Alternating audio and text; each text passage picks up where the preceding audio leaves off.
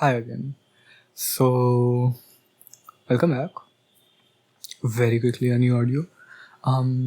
So first thing I want to do today is I want to edit and upload thumbnails for the last two videos that I've made. So I have the photos in mind. So I have the photos in hand as well. So I'll just edit them and upload them. So I hope you're doing well. I have two things that I am thinking of talking about today. One is AI and the other is, wow, am I already forgetting? Oh yeah, it was something to do with games, complexity of games and stuff. So for now I'll just okay, so I need two thumbnails. One was for, honestly, the one with loneliness. It's nice having just a black image as a thumbnail as well. I don't mind it. Oh wait, I actually have more than one. Okay.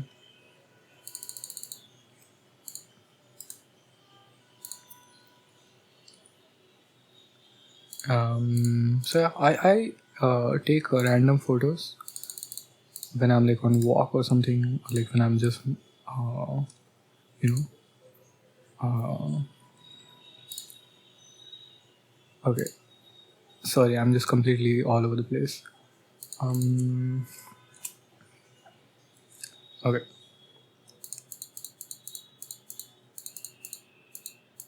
So I'll talk about this. I guess um I have started to take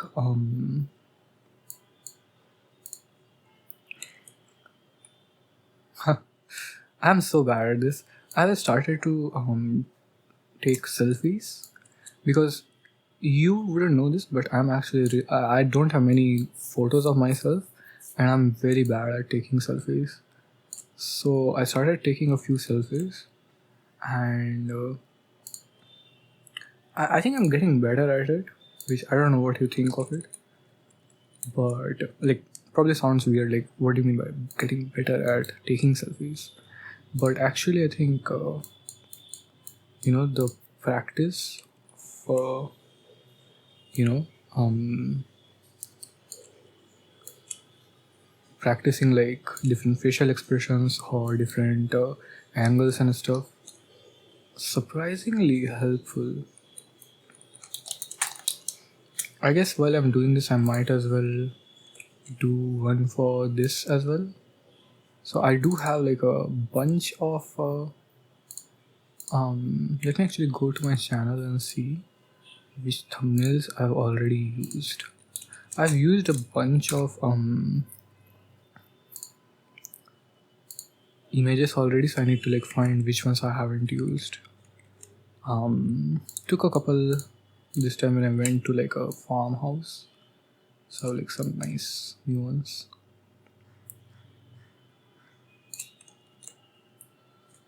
I don't know what I'll name this one though. Maybe AI and nerd talk or something. Okay.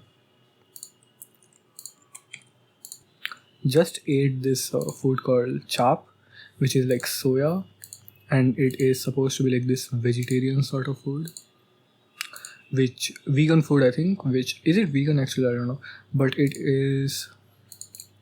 It helps you. It helps. Oh, sorry. It tastes like meat.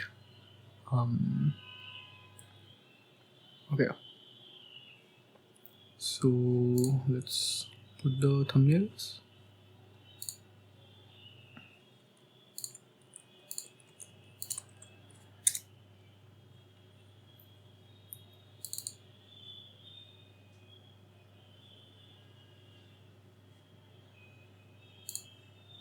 How do I save? Oh, okay. Wait, why is it not?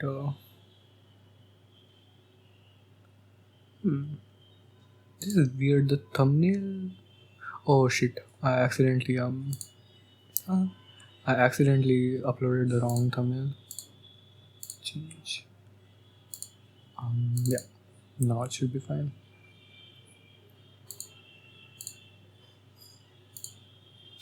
You, by the way, on the when I go to upload videos or like edit details and stuff, even there's AI now.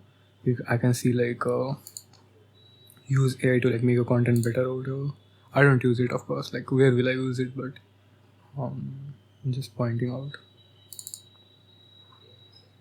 Okay, we are done there. Now, I wanted to talk about AI, right? So, what is AI?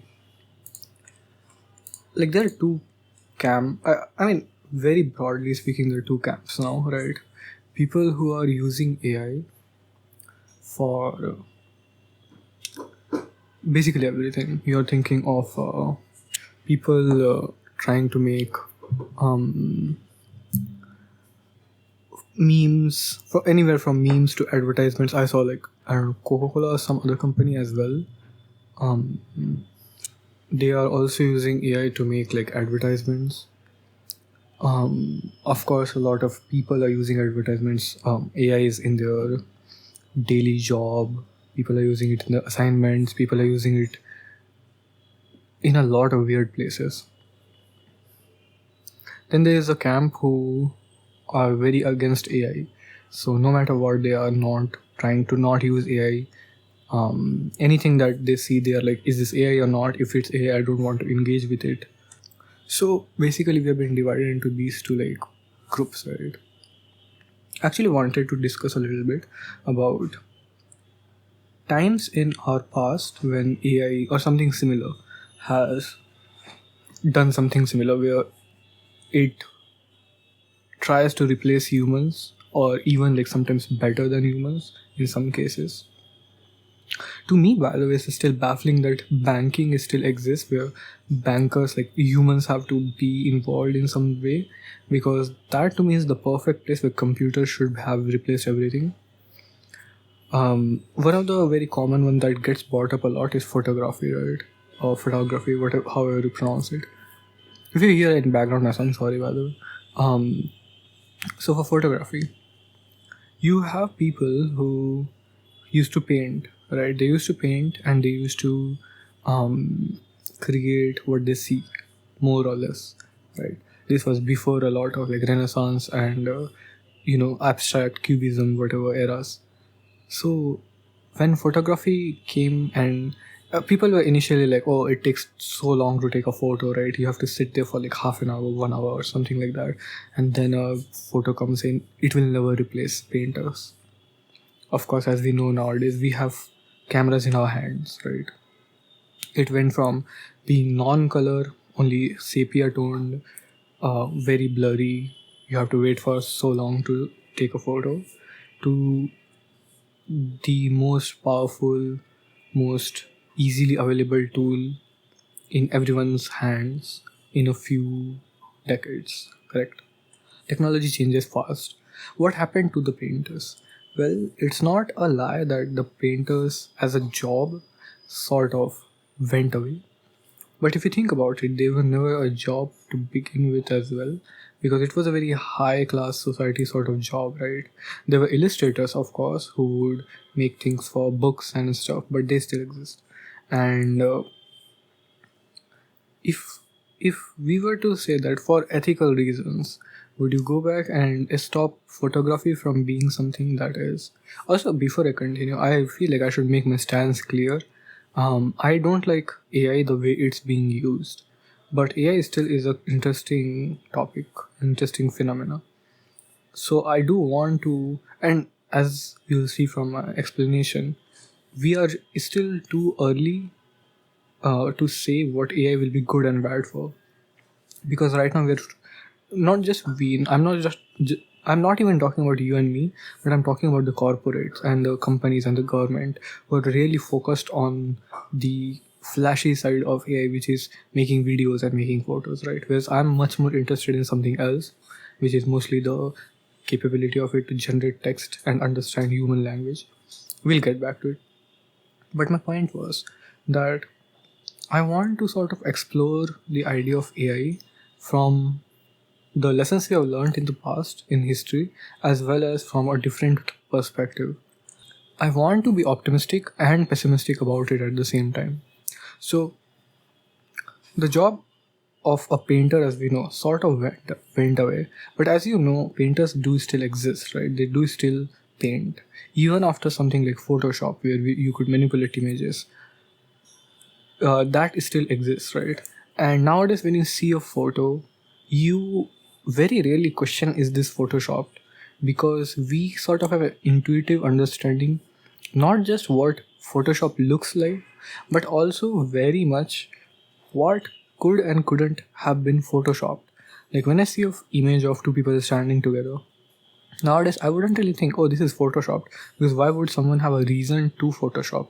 The abundance of people who were doing that when Photoshop and image manipulation was, introduced early to us, to everyone, people did it so much that basically it became really obvious whenever you did it, right? You could just paste your photo with, like, I don't know, Drake or something. Like right now, let's take this example.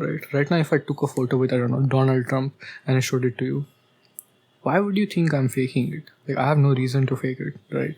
So there's that sort of obviousness. Like, your mom sends you a photo of, like, I don't know, her with Drake or something.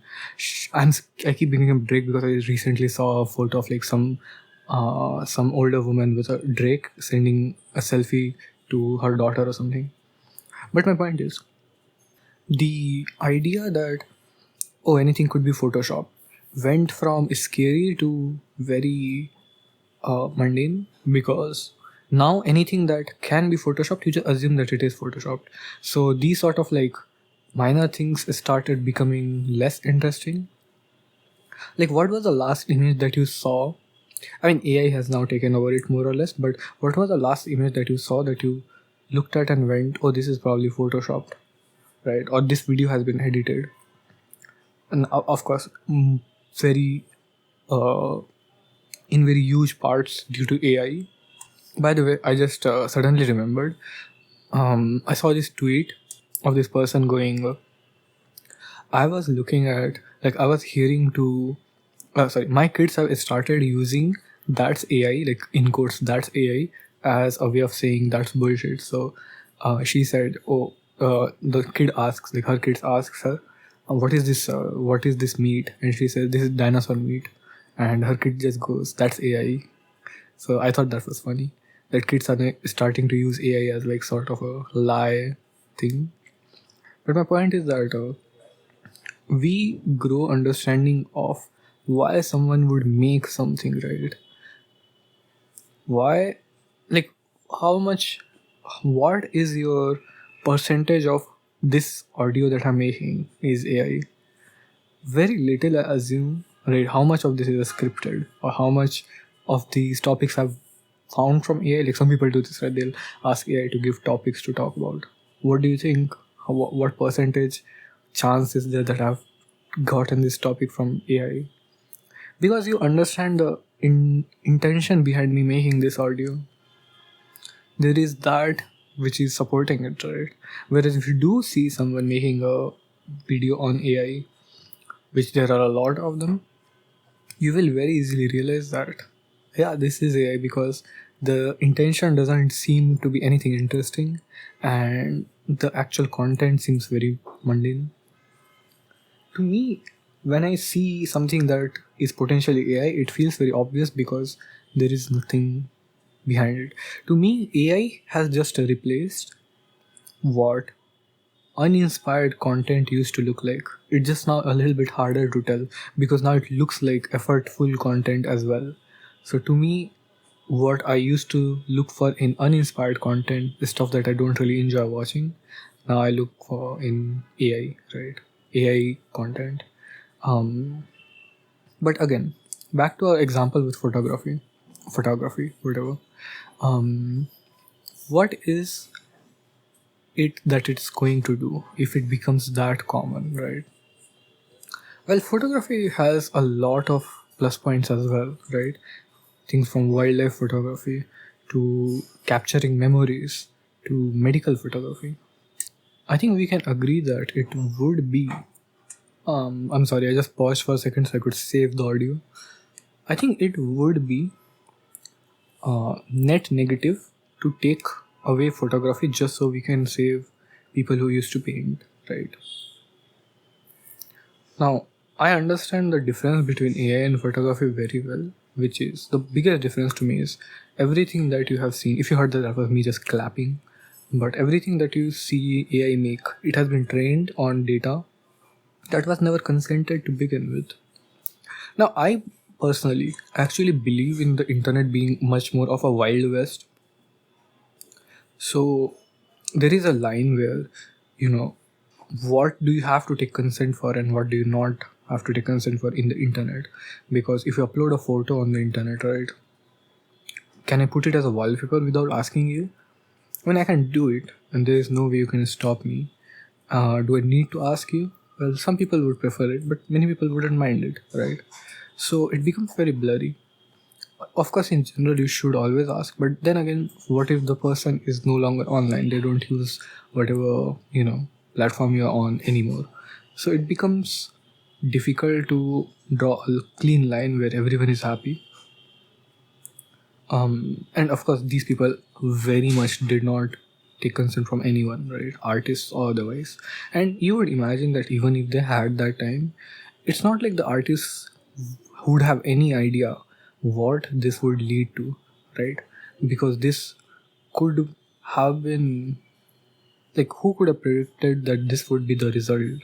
This massive, uh, you know, um, chain reaction of the AI just becoming this popular. I can imagine people approaching artists back then and they would have just said yes without understanding the implications of it. So, photography again, very useful, right? If we forget about this consent thing for a second and compare these two things, what happened to the painters? Because painters and illustrators do still exist, correct? So, how did that happen? Well, I think one of the important thing is, I'm also thinking with you, right? I've thought about this a lot in different ways, but I think one of the things is that the skill of a painter is different from just taking a photo, right? If you take a photo of something, it just captures it as it is. A photography is done using a tool, which is a camera, and camera is exactly that. It's a tool, right? You can add filters to it, you can do a lot of other things, but at the end, it is a tool. So when you take a photo, it just takes that photo. If you have to do something other with it, for example, if I take a photo of a Coca-Cola bottle and then I have to use it in an advertisement, well, you need to process that photo to something different, and to process that, that's where human comes in. They come in, they process it in some way, they apply their skill and creativity and change it, transform it, right? That's where AI differs in a major part from things like a camera, where AI is not really a tool per se, because it is technically a tool, but it's not really a tool where you can have a one-to-one output from it, right? I can't predict what it's going to do. It's not really a tool if you ask it to do something and it just flips a coin and does anything that it likes, right? I know what I'm saying is that if I ask it to draw me a woman, there is no saying what the color of the hair of the woman will be, the height, the age. Of course, I can mention all of these things, but then it becomes more specific, right? What the eye color will be, how long the eyelashes will be, are the ears joined or not? I don't know if you know this, but currently humans, there are two types of earlobes, joined and not joined. But my point is that it will get more and more specific, right? What's the pose? What's the background? What's the foreground? Is she wearing something? I mean, what is she wearing? So stuff like this, right, becomes unpredictable.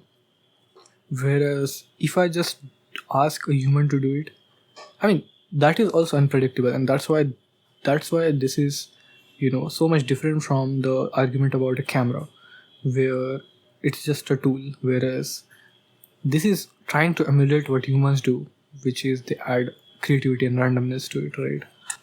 Actually, humans add creativity to it, whereas AI is trying to replicate that by adding randomness to it. And I'm not just making it up, it's literally true.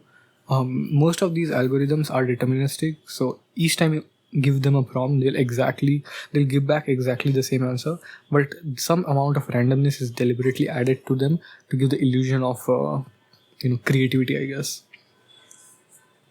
So with all that, I want to give another example, which is chess.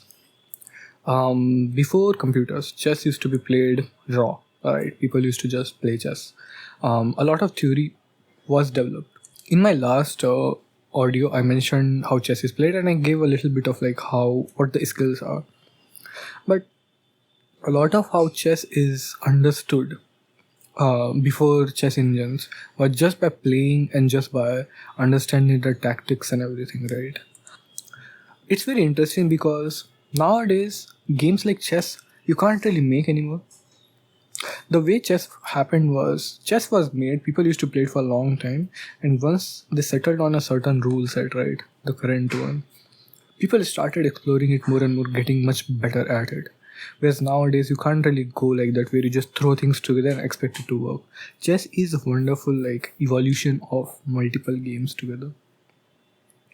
But chess engines came and a lot changed, right? When the first chess engine beat a grandmaster at chess, I think it was Deep Blue or something. It was a huge deal. And since then, chess engines have basically been you cannot beat a chess engine, right? Chess engines are much better than human players. To me, it's interesting because unlike any of the things that we've talked about, painting, photography, drawing, art, chess is a much more simple topic because it just moves, right? It's literally just moves. You move a piece. Where is creativity in that? Where is humanness in that, right? Like, can you imagine that someone, if you don't play chess, someone plays chess and someone looks at it and goes, oh yeah, that's a very human move. Or someone else goes, oh, that's a very AI move, or that's a very computer move. Does that make any sense to you? Because good chess players, and especially today, where more and more and more chess players learn from, I'm talking about grandmasters, learn from playing with the Stockfish, which is the chess engine's name, like one of the best chess engines. They learn using that engine a lot, so they tend to play a lot like it. What do you think? To give you a solid example of it, right? Imagine driving. I think many people would be able to tell. I won't be because I'm not really a driver. I don't really drive. But I think many people would be able to tell a human driving apart from AI driving or a car, autopilot driving. I don't know what they're called. Because driving is still very mechanically complex, right? You can steer the wheel in any number of small increments. You can accelerate and decelerate at uneven paces, right? When a computer is doing it, you expect it to be very smooth. Whereas when a human is doing it, you expect it to be jittery. You expect it to be much more, reflexive. But again, chess is a turn-based game. That's me, almost like me asking you, showing you a game of TikTok, wow, tic-tac-toe, and asking you, is this game of tic-tac-toe played by a human or a AI? Again, like, if you think about text, right? If you think about text, a message, the longer the message, the easier it is to tell if it's AI or not, because they will be very stilted, very robotic. Whereas the shorter the message, the harder it is to tell. So my question to you again is, imagine I show you a chess game and you know a little bit about chess, right? Let's say that you know what, let's actually take a different example that a lot of people can understand. I'll have to think of something. I haven't thought of this before. Have you guys played, I don't know, Nine Men's Morris, or I guess tic-tac-toe as well works. What's the checkers? Checkers as well. I show a game of checkers, right? And I ask you, do you think this was played by an AI or a human? Most likely you won't be really able to tell because they are just moves, right? There is not really a level of complexity, I guess, that you can derive from it. But for those of you who do play chess, you have already picked up on it, or like at least follow competitive chess. That this does happen. People do say, "Oh, this move is very computer move," or "This move is very human move," and I want to explain why. What a computer thinks like, right? It's a very tactical. It's a very different from humans in a way. So the way to play chess usually good is you think, okay, I'll play this move. What will my opponent play? First of all, what how does this change the board? Then what will my opponent play? Is that a good move or not? Is there a better move than that? And what will I play in response? And you do this as many times as you can. And once you find out that a move is playable or not, if you find like, oh, my opponent will play this and then I'm in trouble, so you go back, you change that move, and you do this again and again. Basically, you go from one move to the other. Any natural move, again, natural meaning like you look at a piece that's high value, you try to attack it. You look at the king, you try to attack it. And then you see, okay, this move, okay, this creates these problems, right? You try to play on behalf of your opponent as well and see what they'll do, right? And see whether or not you have a good response to that. AI does the exact same thing but at a much more deeper level. So it's just that they do it more than humans. But there's one more thing, very interesting, which is, as I said, what is a natural move, right? You try to attack a piece. So you have certain goals in chess, right? The biggest goal is, of course, to checkmate the king.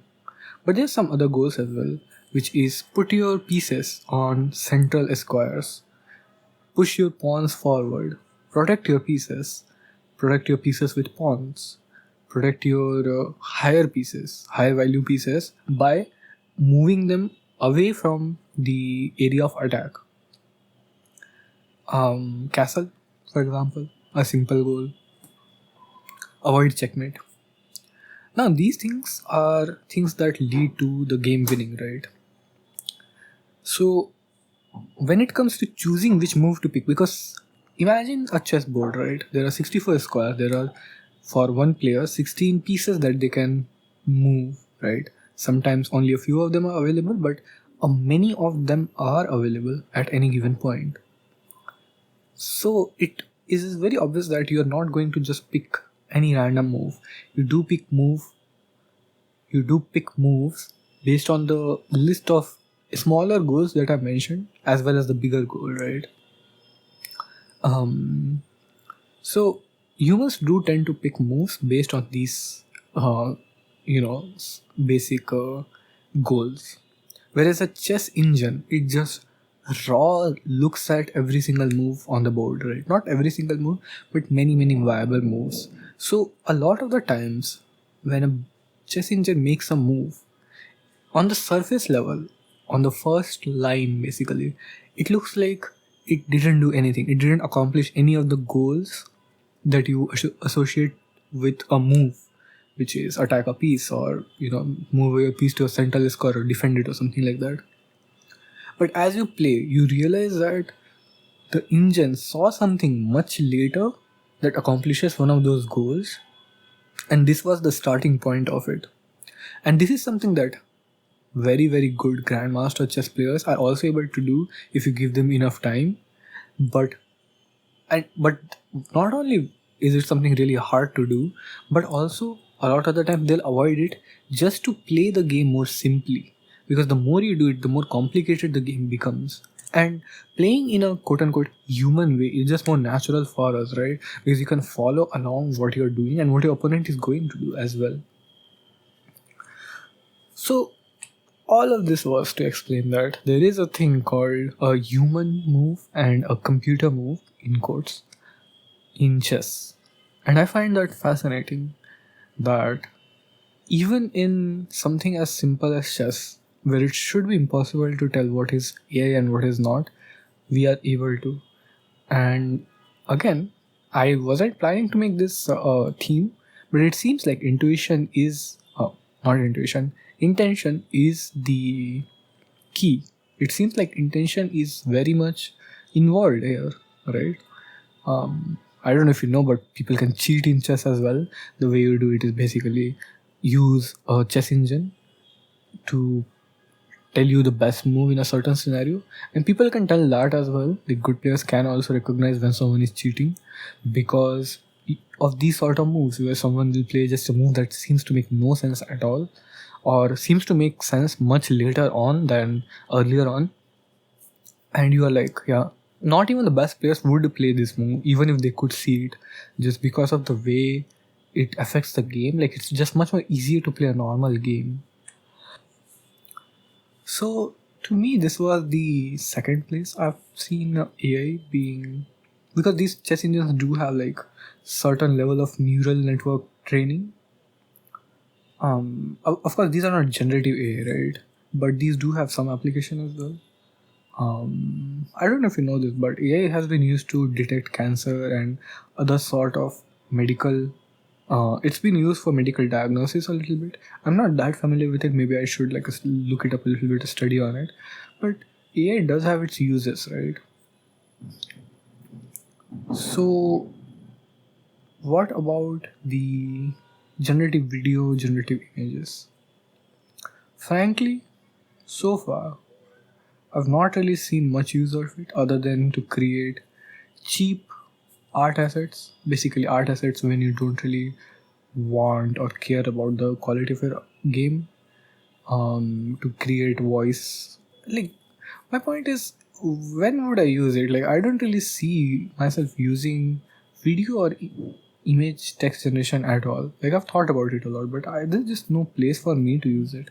I make thumbnails, right? That's the one place where I actually take photos and use it. But why would I use AI for that? Like, that just goes against why this channel exists. This exists to help me express myself. If I'm using AI, then that just defeats that purpose, right? I want to see AI from a point of view where everyone has AI, unlimited of it, and everyone can and does use it all the time. Then what do we do ethically? And honestly, I don't see why the hell people would just create dozens of images or videos all the time. I just don't see the point of it. Right now, it's very cheap for commercials and stuff to be made using AI, but that's not the point of. That is just not the point of making a movie, is it? Like, if you're making a movie, of course, I know I switched from commercials to movies, but if you're making a movie, I want to tell a story. I want to express myself using the tools that the medium gives me. Same with games. Why would I want to make a game using AI? Because I want to express myself using those things. I think AI will hurt commercialization a lot, or rather, people who are so because as soon as you talk about commercial videos, AI does make a lot of sense that you just tell AI to do this one video that you will then play or something. You're not expressing yourself, you're just making the video for some purpose, right? And all the manpower just gets removed from that. So, um, sorry, I replied to a message and drank some water. So, as I was saying, I think AI will hurt people who are right now trying to get in the commercial business, right? Making art for money or making games for money. Now, is that a good thing? I don't think so. Not fully. Because people spend a lot of effort learning these skills, right? If AI is able to replace them, see, I think from the art side, that is never going to be replaced. That's just what art is, right? It is rebellious, it is persistent, it perseveres, right? But as far as commercialization goes, it is cutthroat. So my question is, what is going to happen to those people? My friends are also in those people, so it's not like I want that to happen. Like, part of me feels like, okay, this will push even more people towards art, to consume art, as well as to make art. So I think in some sense it will push things for the better. But at the same time, I don't want to see people suffer because of this, right? I don't think there's a like I think a lot of people are supporting real artists and supporting and not supporting people who are using AI or companies who are using AI, which I really adore, and I'm happy that people are there doing this. But we definitely need a more permanent solution for this, right? I really don't know. My one of my friends mentioned this. I need to think find out whether this is true. But the idea of a like basically an amount of money that a government gives to everyone, and they are able to like spend it for their living costs, and then they can earn extra to like spend it on luxury and amenities and stuff, which of course no government does, right? I feel like that's the point of a government, that they give you the basics of everything, and then from there on you are able to like do whatever. I don't feel enough governments do that. But anyways, coming back to the talk about AI, right? I think AI, first of all, I'll mention my ideal AI, what I would like to use AI for, which is I spent some time this past month, like I think I spent like maybe 2 weeks or something using AI a lot to take notes. So what I would do is in my AI app, right, ChatGPT, I in one thread I basically explained to it that this thread I will tell you random stuff, like I'll use the voice feature and I'll just ramble on about a certain thing, and all you have to do is keep a note of it. So remember that note, make a short title for it, and add it to a list. And then whenever I need it, I'll ask you for the list, and I might, if I don't understand just from the title, I'll ask you to elaborate on the title. You have to elaborate it to me. I think it worked pretty well, because it essentially, now do I like using it? I think it was convenient, and for people who are struggling with something like this, I think it will be really helpful. But I wouldn't say that it was convenient. I wouldn't say it was fun, because taking notes is fun in itself, right? But it was convenient for sure. It's really helpful as well, because as I said, I can just ramble on. I can just like say in her amount of detail, right, which is easier than writing. And then when I need the detail, I can just ask it back, right? It's better than a search feature, because unlike a search feature where you have to type the exact word, I can just talk about the vague topic and it will find me whatever I need, right? Of course, there's the problem with hallucination and whether or not it actually kept all the notes. It kept mixing stuff together, and sometimes it would not understand what I said. And stuff like this happens. But overall, I think it was pretty close to being good for this one purpose. What I want AI to do, which already exists, which is Siri and Google Assistant, which is I want them to do these things for me. Set an alarm, set a reminder, take a photo, schedule a call, stuff like that, right? Now, as I said, they do exist. They can do some of these to a good degree, but sometimes they really don't, and it's because, especially ChatGPT and stuff can. So this is my problem, right? Google Assistant doesn't use neural network, as at least back when it was introduced. Siri also, these two things don't use neural network. That's the reason they can run offline on your phone. What they use is they use an offline voice recognition feature. So, okay, why I'm mentioning offline? One of the most important things that I need for anything, any app, any software, is for it to be working offline. I absolutely hate relying on anything online. The reason for it mainly is so that if I don't have access to my internet, I don't lose access to anything that I use very regularly, right? I don't want to rely on AI for this one specific thing, which is I do not want my skills to be bottlenecked by whether or not my quota has been reached, some random quota on some random website, right? And the good thing is that you can download a AI like database and you can run it offline, but you need a dedicated computer pretty much to do it. You need a really big amount of RAM, a really good computer, really good processor as well. But until that technology becomes confined in your phone, this is why, by the way, any laptop or phone or computer that says AI included or AI laptop, AI phone, all of these are lying to you. every single one of these, right, AI processor, any of these, they do not have any, oh my god, excuse me, they do not have any AI capabilities. All of these connect to the internet. They send your request to the internet and then they process it in some other server. This is really important to understand, because this means that any of these services might be shut down at any time. Will they be shut down anytime soon? Probably not. But will they be shut down at some point? I think so. Even if they're not shut down, they might change hands, right? So the company that owns ChatGPT today, they might not own it tomorrow, and they might change how it functions, right? This is, I think, a really scary thing for many reasons, right? For example, DeepSeek is a good example. It is Chinese open source AI, and you can download it, you can use it on your phone or whatever. Again, it won't run on your phone as well, but you can technically do it. But the thing is, as soon as you use their online version, anything related to China gets censored. So any information you ask, the funniest example is, will I get banned for this or something? The funniest example is, you can ask it about Tiananmen Square, what happened there, and it will just not tell you. It will say this is not. It will start generating the answer. As soon as it gets to like the word, it will just censor it. The other funny thing is, you can just ask it to replace anything with E, like any E with a number, let's say 3, and then it will generate it and it won't recognize, it will bypass the censorship. That's just funny. But my point is, this is an example of how AI might be used to control things.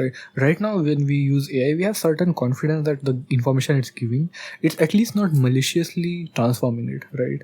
OpenAI has put effort to make the information available sort of liberal and sort of neutral. But at some point, let's say Grok, right? Like the Twitter AI, it is pretty edgy, like it's very chaotic sort of. But there's no saying like when internally they'll subtly change the way this works, and suddenly AI is sort of subliminally affecting you, right? And of course, you might not be affected by it, but people will be, right? Like your parents, your friends, your younger generation, right? They are more susceptible to these sort of influences, and that is scary. So again, coming back to offline, and all of this because it's not a tool yet, right? Coming back to it not being offline, I really don't like that idea, which is specifically why I'm mentioning these things being offline, right? So until AI becomes offline, I will not really make it a part of like my workflow or something like as heavily. But going back to my point of Siri and Google Assistant, these two things used to be offline. You could use them because they use the offline voice recognition database. So when you say something, they recognize it.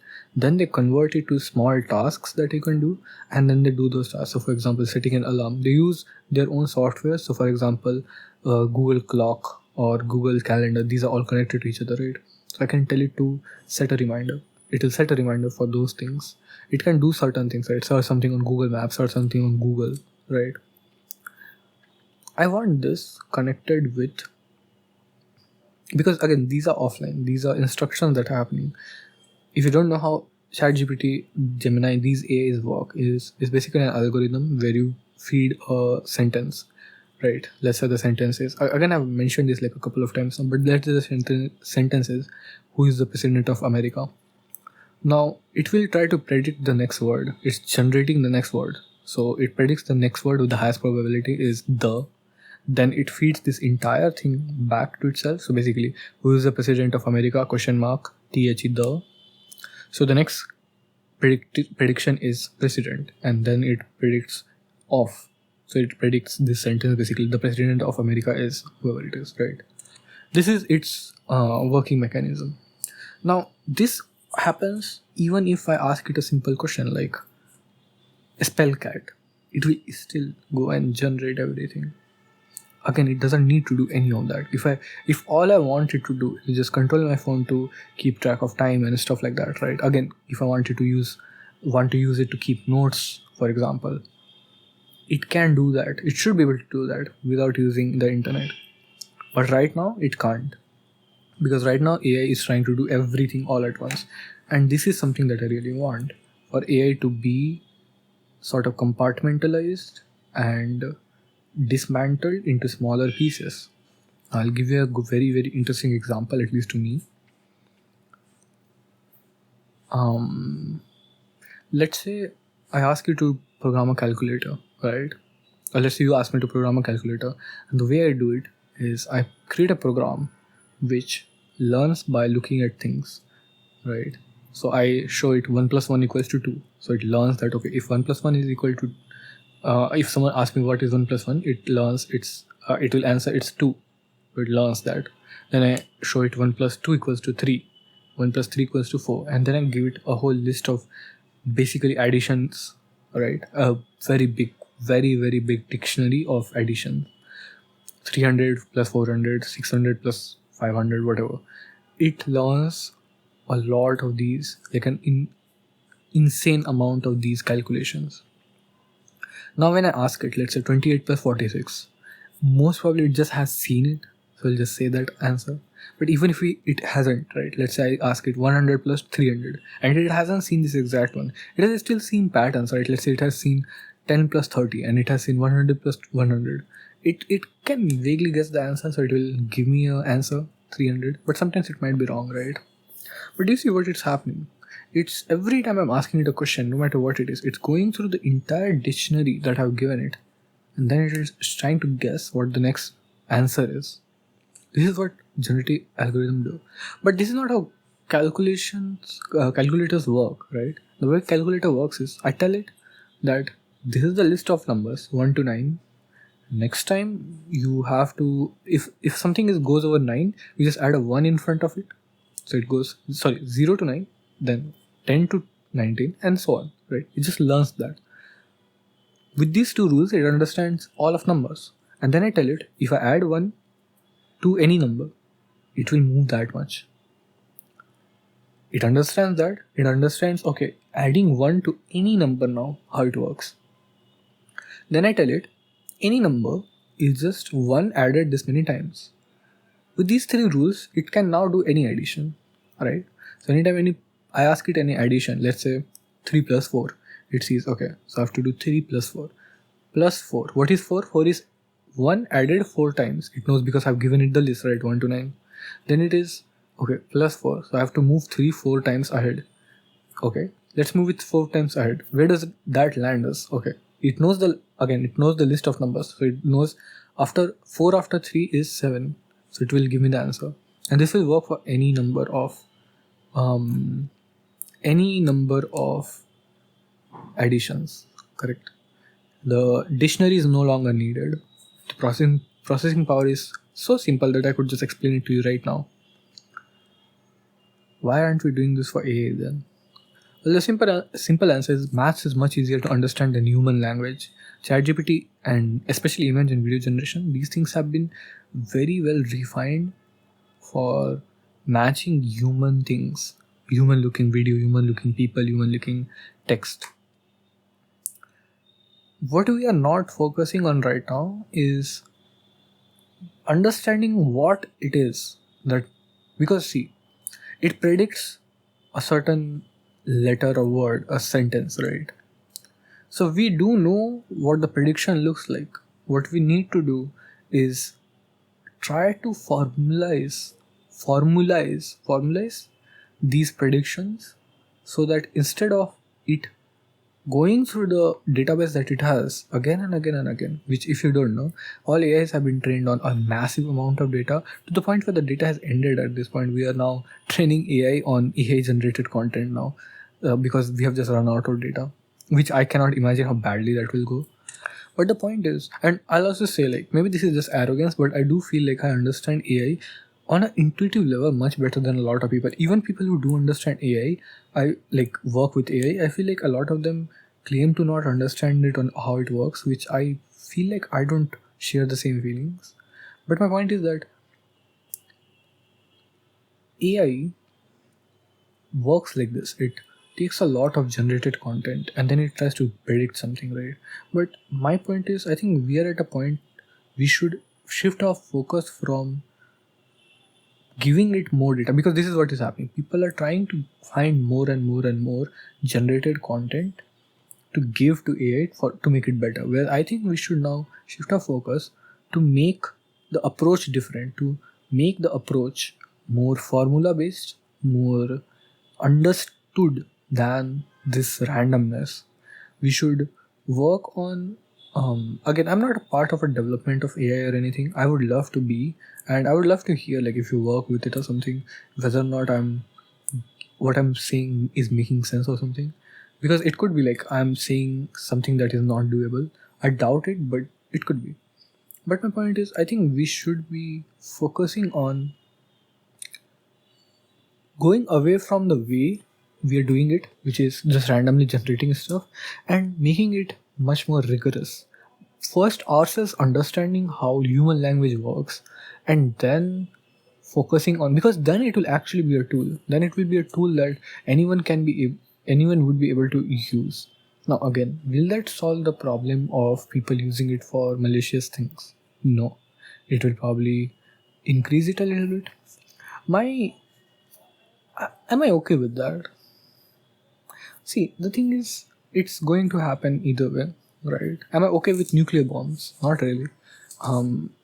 I think any country with any amount of um, genuine ethical concern for people should not have any nuclear bombs, because if you have them, you're basically saying we are going to use them. And if you're going to use them, who will use them other than civilians? Because that's the threat, right? You're not just going to drop them on an empty island or a war zone or something, a no man's land. The threat is that you're going to drop it on the people. So innocents will die. Even if you don't do that, some amount of land will be permanently disfigured, right? Because the radiation will persist. And nuclear bombs, by the way, if you don't know, the biggest uh, nuclear bomb that blew, I don't remember whether it was Hiroshima or Nagasaki. Neither of those bombs actually fully detonated. I think at least one of them didn't fully detonate. And the power of nuclear bombs since has increased a lot. So another nuclear bomb, if it is like detonated today, it will cause much more damage. Not to mention, humans are just much more densely packed nowadays. So the idea that we have nuclear bombs to me feels very, of course there's the idea of like deterrence, like India has the no first usage policy or whatever, but why use it the second time then? Like, if innocence, the killing of innocence is the only way we're going to stop. I should mention this. Oh my god, I need to like write this so that I don't forget. I have I need to write trigger warnings. um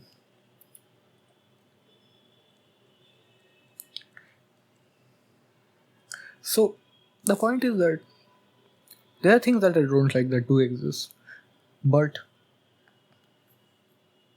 in this case, I still think that hindering the technology itself will not get us anywhere. I think changing the mindset of people towards AI is much more important, because, and I think, again, I don't feel good saying this because my friends are getting affected by this as well, right?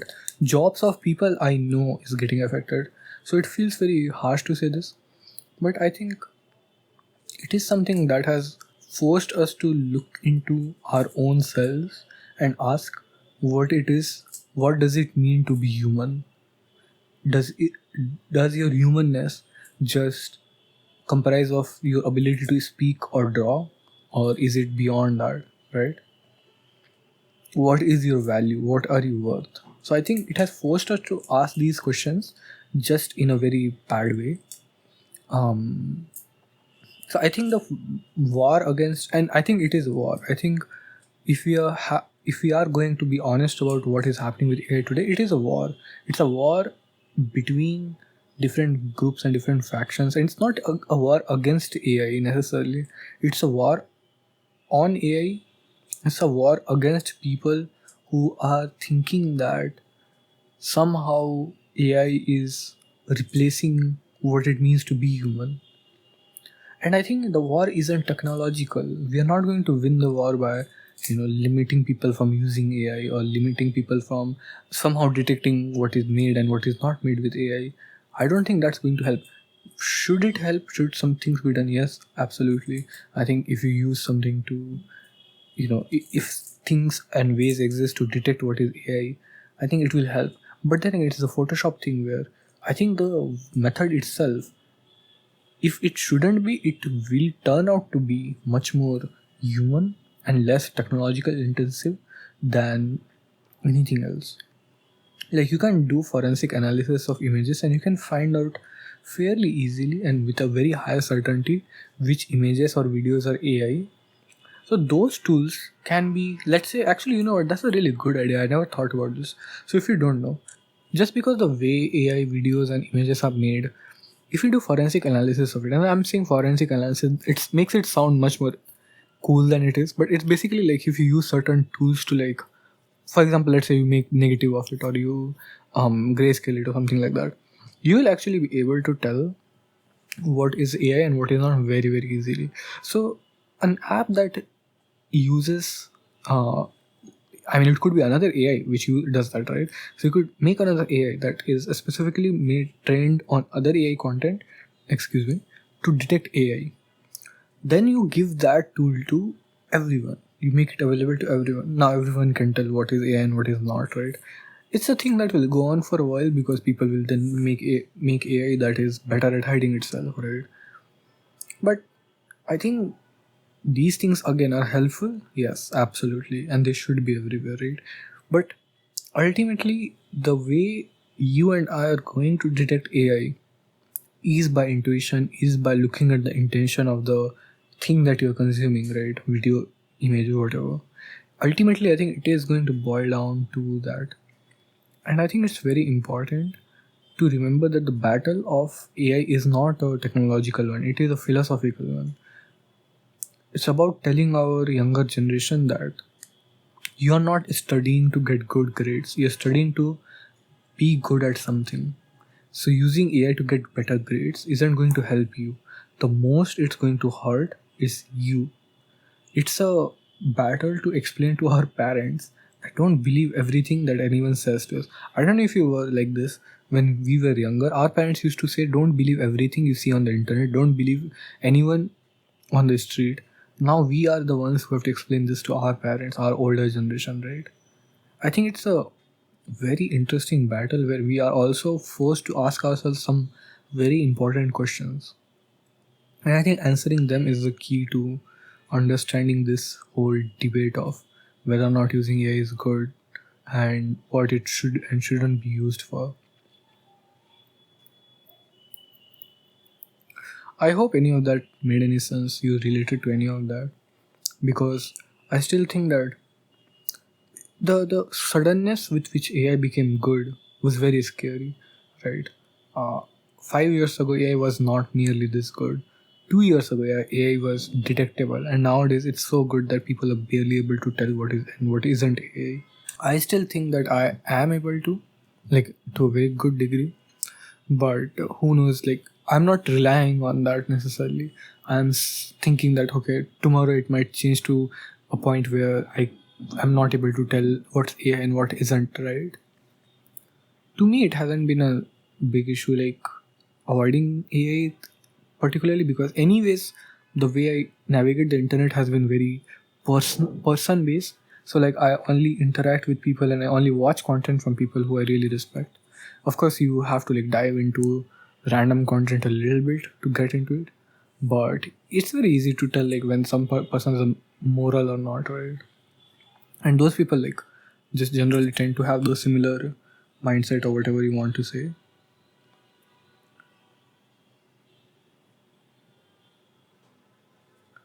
um but yeah, now I want to talk about, no, this was long, this is like almost a full hour long, but now I want to talk about video games. So there's a very interesting phenomena in video games. Now, I was thinking of an example of this and I couldn't really think of anything, but the idea is that when you play a game, what tends to happen is, let's say, Stardew Valley, right? Stardew Valley, you can make friends. You can make friends by giving gifts to people, and you can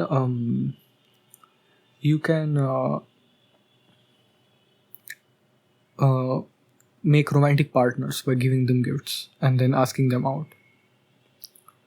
I have to also talk about dating. Oh my god, dating in India is difficult, but I'll talk about it some other time.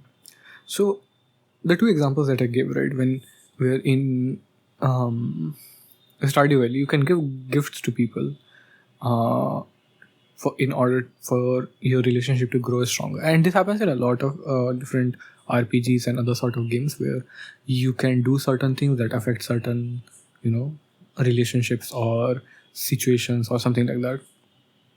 What tends to happen is players very quickly realize, like, they start to break it down into more technical terms, right? So they'll start to break it down into the core of the game and play it with all the skin removed, right?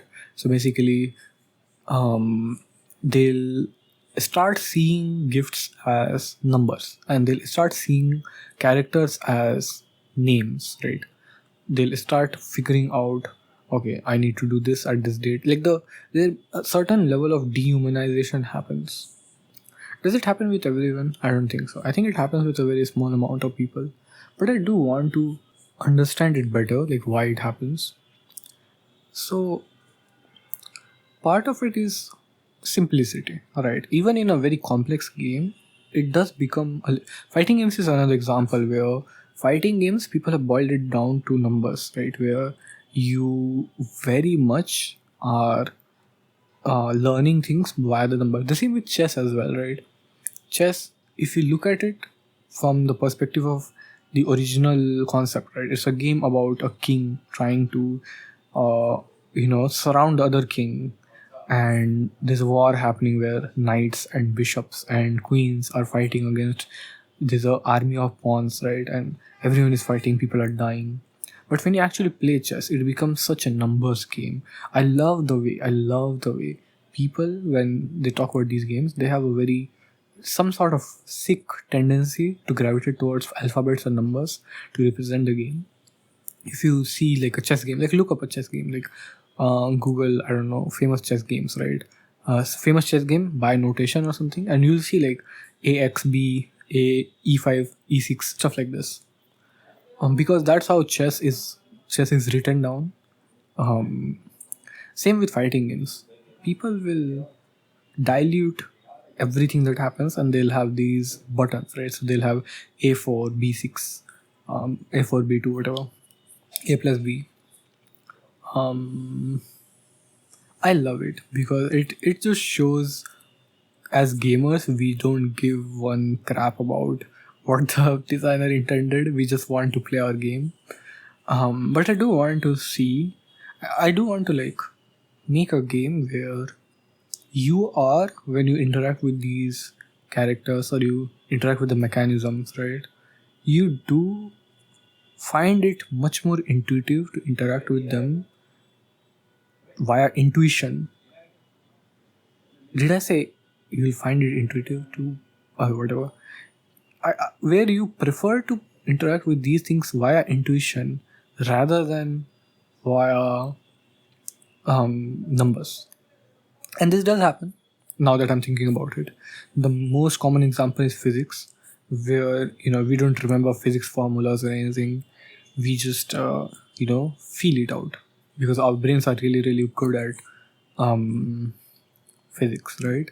We experience physics since we are born. So any like game where physics plays a role, right? Platformer games, 3D games, where you have to jump around, move around. We use that, right? The other part of what I wanted to discuss today was artificial intelligence in games, right?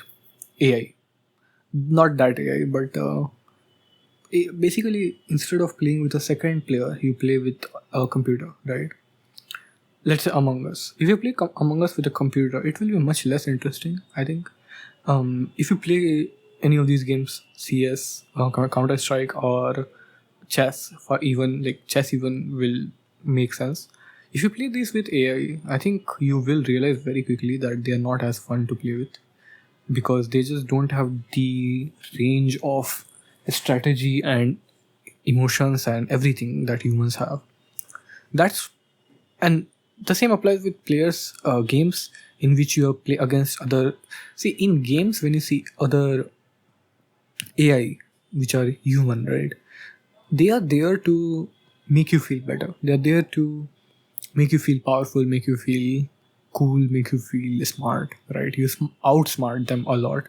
But this is my part of my point where a lot of the times in pushing the game, I think we as gamers dehumanize these characters, and it makes sense. They are not human, but I want to see if I can create a game where they again it is much more intuitive to use your own feelings and intuition to interact with them rather than knowing their behavior in certain situations.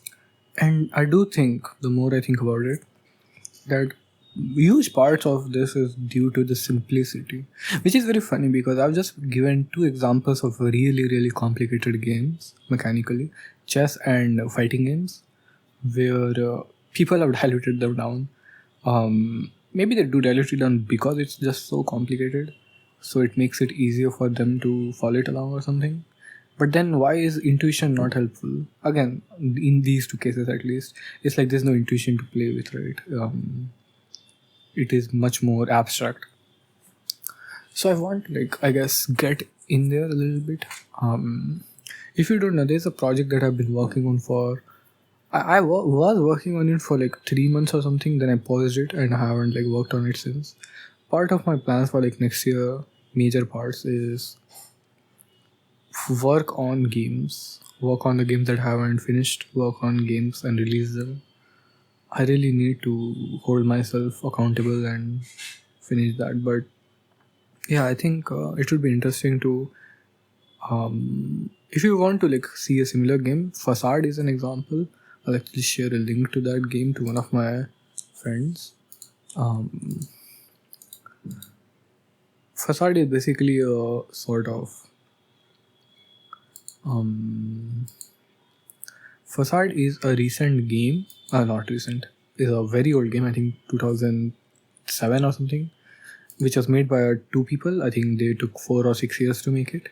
And it's a game where you can type anything and the characters respond to you. Now, it's not perfect. It is in fact so bad, people make jokes out of it. But it was an experiment, and it's a really, really good experiment as well, right? So it's worth looking into it.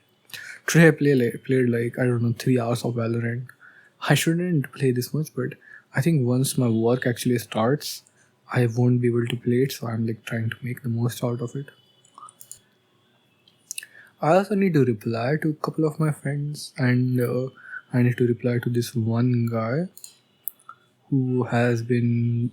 So we are in this SCP Discord. I am a part of the SCP Discord, and there people give each other various people will give each other tips about certain things. So people will ask, can you give me a tip on how to write or how to improve or something like that. So I need to do that because I promised someone I will. So I'll do that right now. So what I was going to ask is should I do it or should I wait? Should I do it here? But why not, right? Why not do it here? So I will adjust my position and start doing it. I need to reread the post to begin with. So yeah, there'll be a little bit of silence, more or less, I think. If you, I don't know, wanted to talk, I guess this is your time. I know I've been talking for 1 hour now, so it's only fair if you wanted to talk a little bit. Okay. I don't understand how I got, how the hell I got, what do you call it? Signed out. Also, can you hear the um, siren or whatever going on outside. I don't know what is happening. Has been happening for a while now. Um,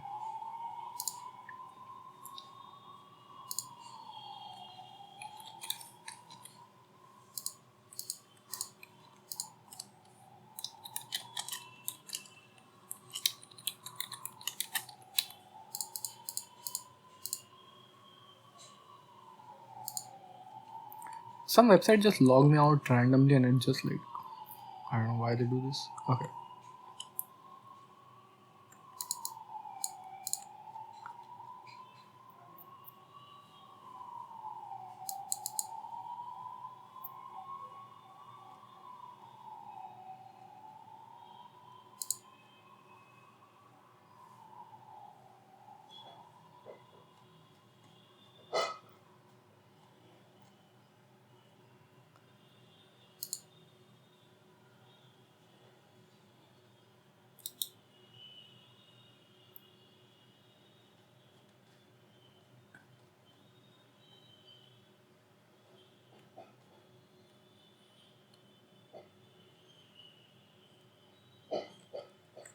I need to see this site in. So I've been actually following this site on mobile, and I think on mobile this looks, yeah, it looks much better. So I need to mention this once, I guess. That on Android it looks really clean, but for some reason, on PC it looks very like a scattered sort of.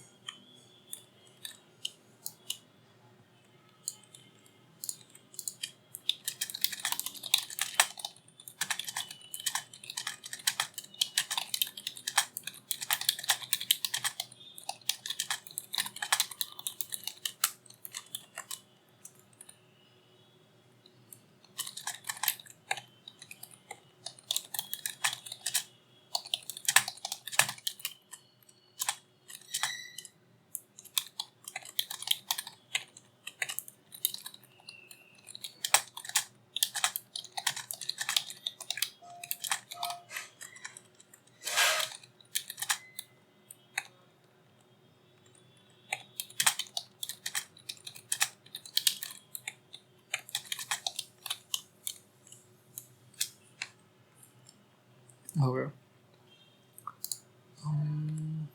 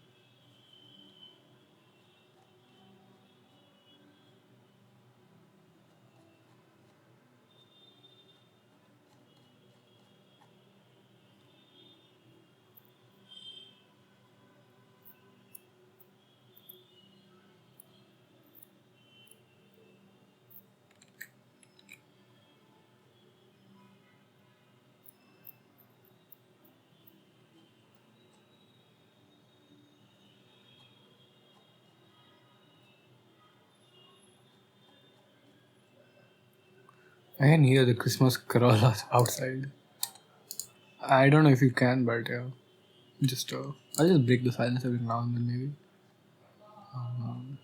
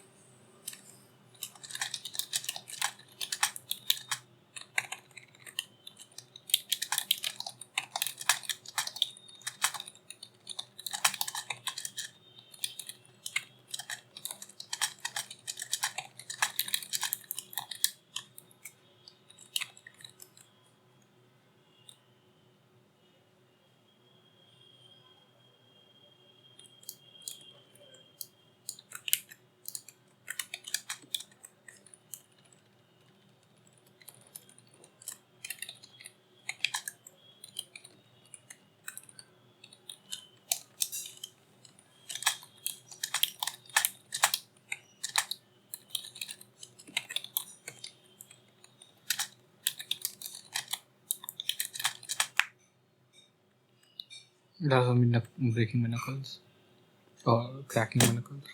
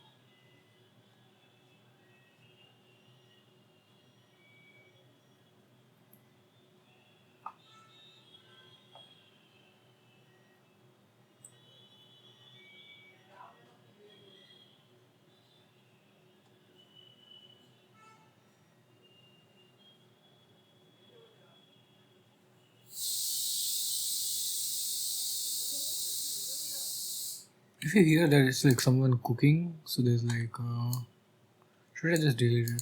There's someone cooking and they like pressure cooker. Do you know what a pressure cooker is? Wait, I need to ask this to my friend as well. So they're just using a pressure cooker.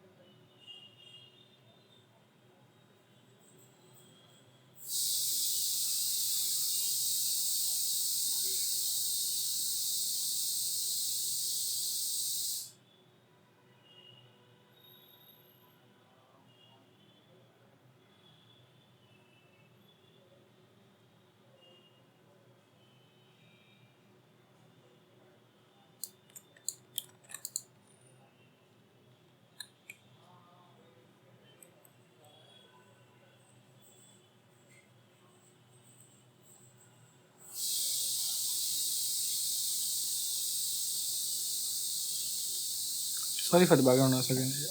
I don't know. I guess it will be here for a while.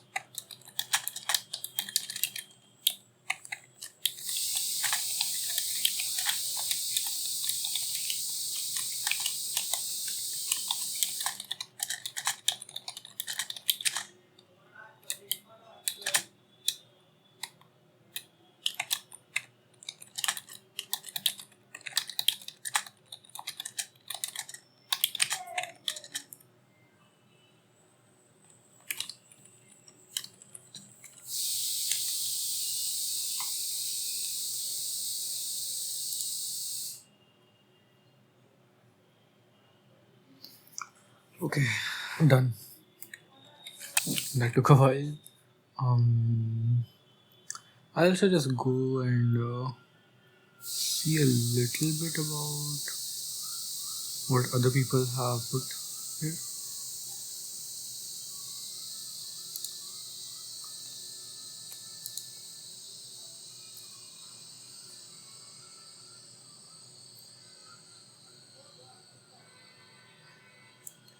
You can like sort of go and read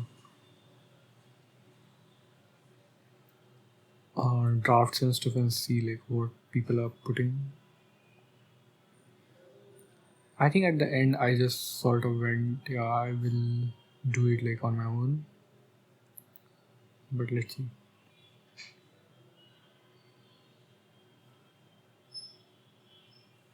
So now I'll reply to my friend. Another bit of silence, but hope you're fine with it. If not, feel free to close this audio or video. Oh, you know what? What will be easier? Actually, I haven't put on Reddit that I uploaded a new audio. I need to write this as well. Uploaded a new audio. So I will do that as well.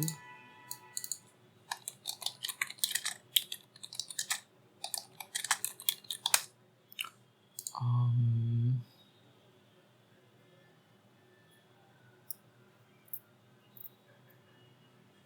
um,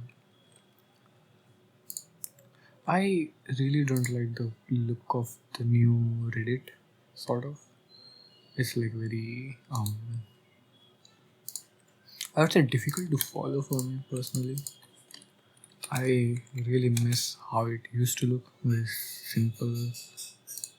I'm not talking about the really old one. Should I put this in? There are so there are a few more subreddits, right? There's a subreddit called audio or something. Let me see actually. Or audio. Now the thing is, some of them are actually meant to be.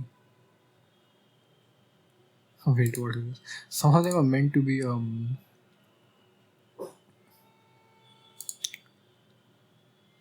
Some of them are meant to be um. God damn it. SFW. Now my audio, I've actually, I don't know if I've seen this, but I've gone and removed basically every single SFW, NSFW audios and everything. So I need to see, maybe like I can actually upload like two other subreddits.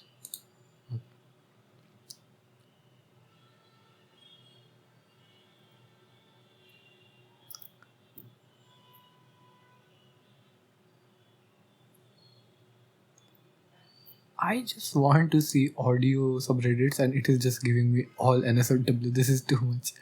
Oh my goodness. Audio candy, yes. So this is one I saw a while ago. Is that it? God damn it. Okay. So there's GWA, as you might know. What else is there? There's period of audio, of course, but I've gotten a note from Pilot Audio. If you don't know, this is why I'm not uploading to Pilot Audio for a while, where I am not like they are saying don't upload audios about your life status and stuff like that. So I will make a Pilot Audio like audio at some point again, but for now I'm not in the mood, I guess, to make those sort of audios. It seems like this is the only one I have. I'm just going to vanilla audio.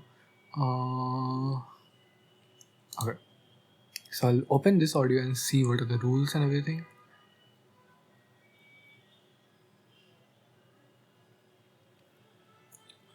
Sound. Interesting. Audio post. Oh, this is for post-production audio, not just a teacup audio. I know her.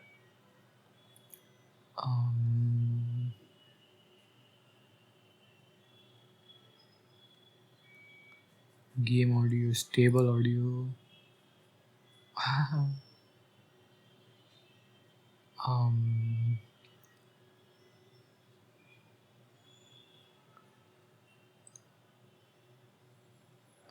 I guess this is it then. Should I open a new subreddit or something? Podcast? Is podcast? Should I upload this on podcast? It's just a single person. I'm just one person. Um,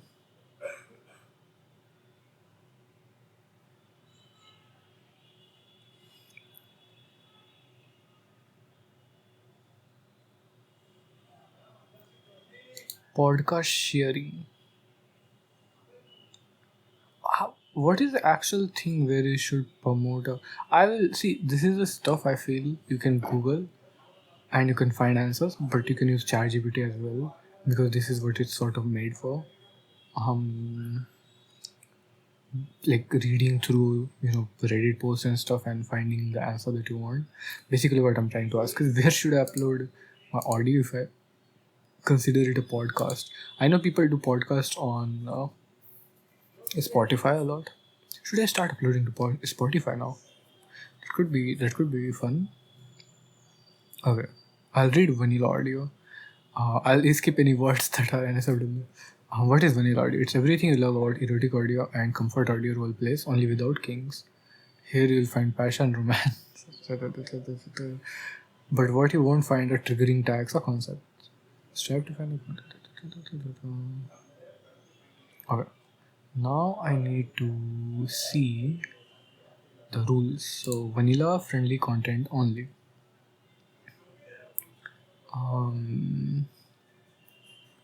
No name calling, no degrading. Okay. Tiger Plus. No video. No plagiarism. Excessive YouTube links.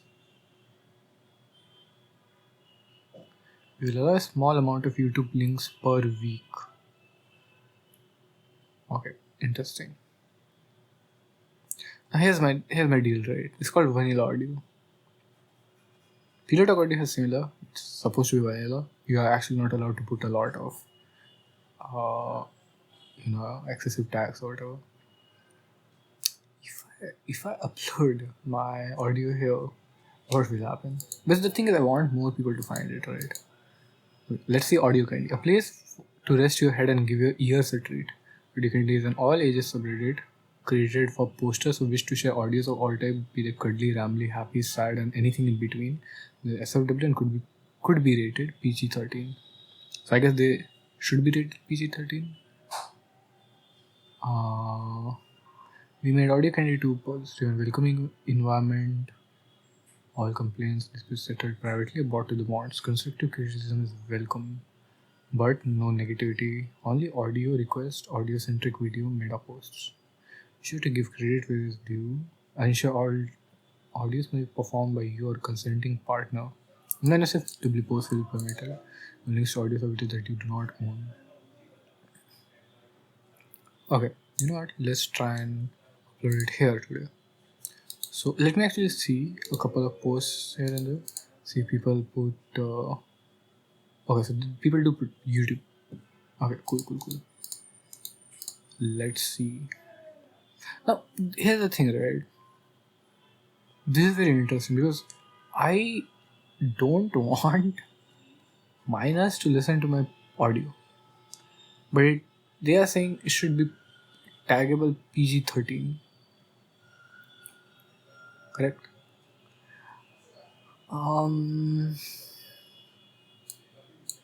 Should I contact the mods about this? It's a very interesting situation I find myself in.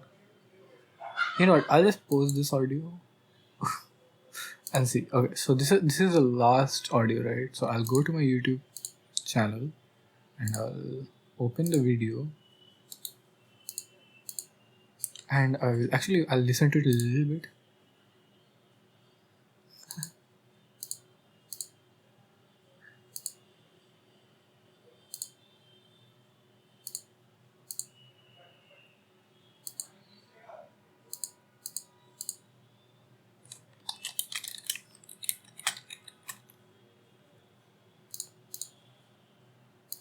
Okay, anyways, so as I was saying,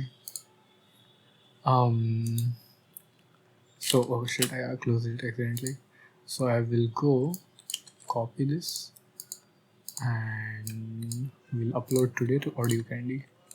What? I hate Windows 11 so much. It doesn't work half the times. Okay, spending your time with it. So what are the tagging and everything? Where are the rules? Am I wrong, or you can actually see rules somewhere? I'll just open Audio Candy in another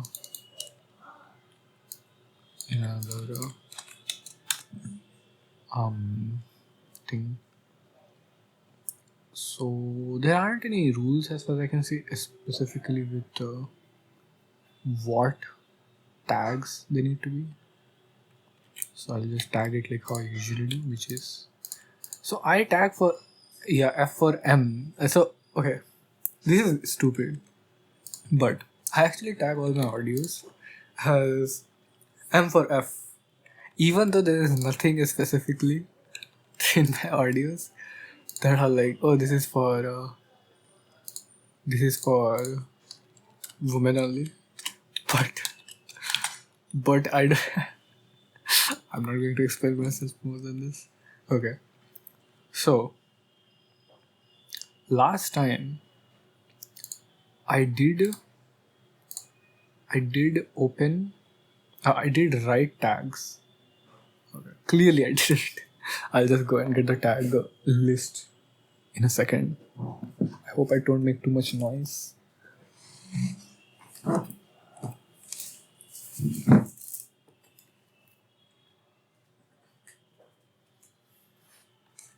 Okay, so the tag list. Now we need to tag stuff. Let's see. There aren't many tags as far as I can see. In this subreddit, like people don't seem to be tagging. Okay, actually, people are tagging pretty heavily. Okay. So I will start, I guess.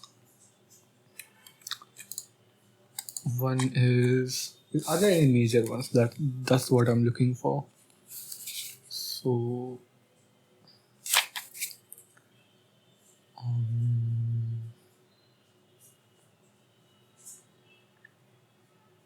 not really, from what I can see at least. One tag is there already that I don't remember. So I'll just say playing Valorant.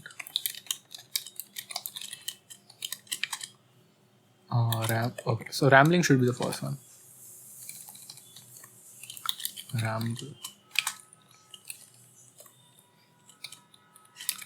Talking about chess. AI. I didn't talk about AI much in the last one though, right? Yeah, I didn't. Emotion, family, something. Smartphone shopping. Smartphone shopping. This. Okay, cool. Let me see. I haven't uploaded body text, so I have a YouTube video. Copy this URL and then I'll paste it.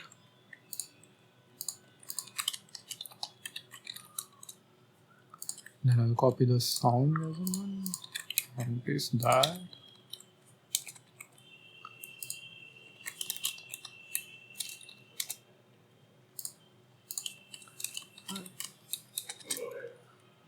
I am new here, but I have uploaded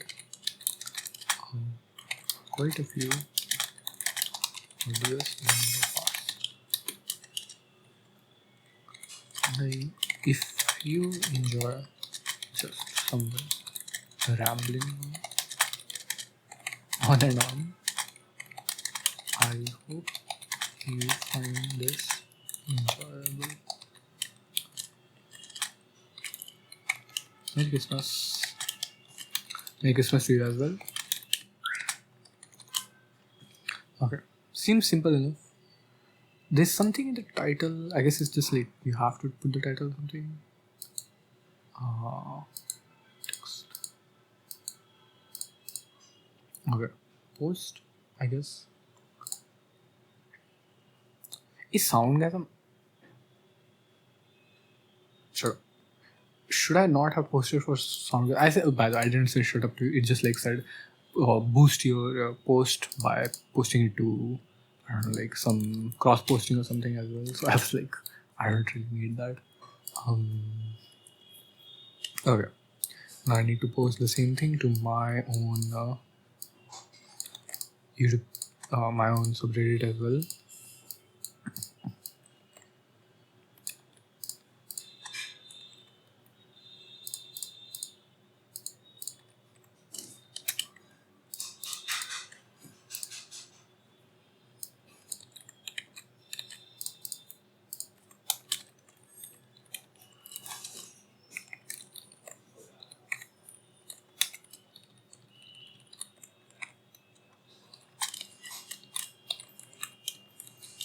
Okay. Very low effort, but better than not actually uploading it at all, right? Now the thing is, I've recorded this audio, as you can see, exactly as I'm uploading the last one to Reddit, right? My question is, how long will it take me to upload this audio, the one that you're listening to right now? Oh my god, it's 2 hours now. I'm happy that it's 2 hours. Like, I really like longer audios. I have to buy a mic as well soon, so I need to buy a mic so that I can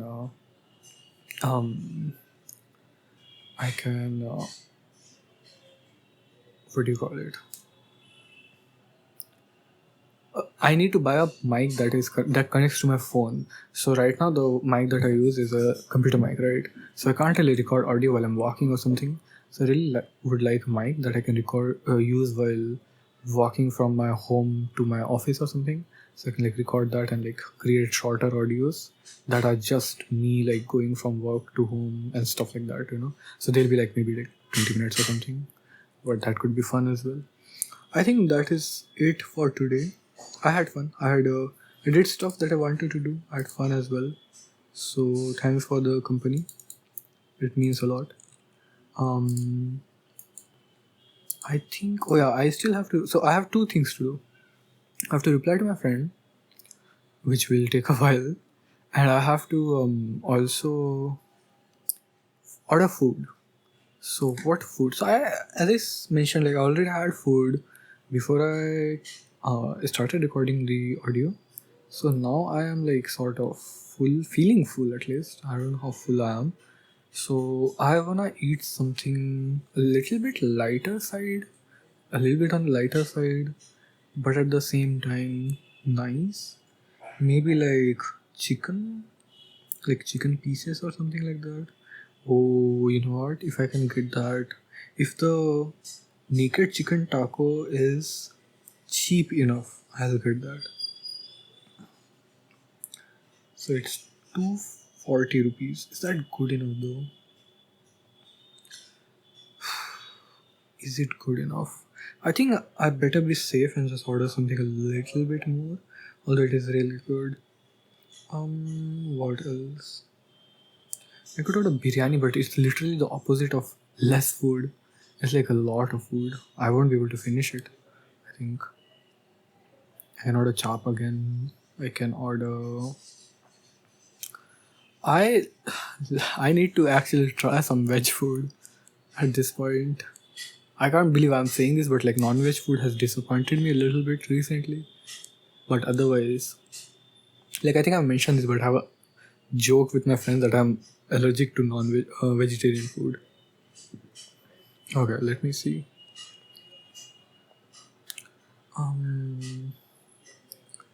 Should I just go crazy and just order like bunch of chicken wings or something?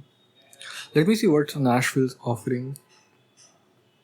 So Nashville is offering some burger meals and stuff. They're pretty expensive though, so I'm not taking that.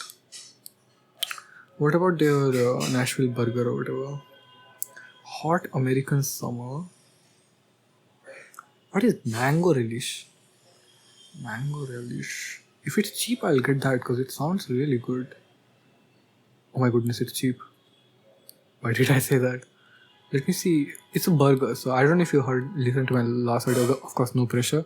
But I have such a issue with eating large burgers. I can't like fit them in my mouth. Okay, so at least from what I can see, they don't have a cheap burger. So I'm thinking what I should get instead. There is that. It's called the J, which is like they have this really weird. They put chicken and French fries together. I actually like it. Um, let's see what else. What are the options I have? Nothing really cheap and good, which makes sense. Um, yeah, I guess I'm just like going through different options and seeing like what I could like, what I won't like, and stuff like that. Herbivore's burger. That just sounds unhealthy for me. I'm kidding, by the way. I just like to dunk on vegetarian food. But as I'm seeing through these, I am thinking like what I should get.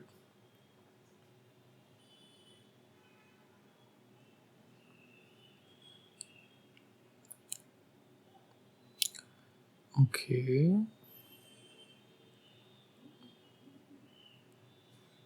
You know what? I've not had the chicken salad in a long time. Salads are supposed to be healthy, right? Surely. I hope, because this whole restaurant that I'm ordering from is like sort of made around the idea of like being healthy.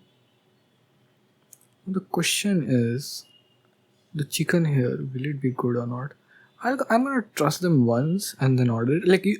I used to order this like long time ago, and they used to be good. Now I haven't in a while, so I'm like a little bit worried. Let me also quickly calculate my monthly like sort of expense, I guess, on food. So on average, I spend like maybe 500 or something on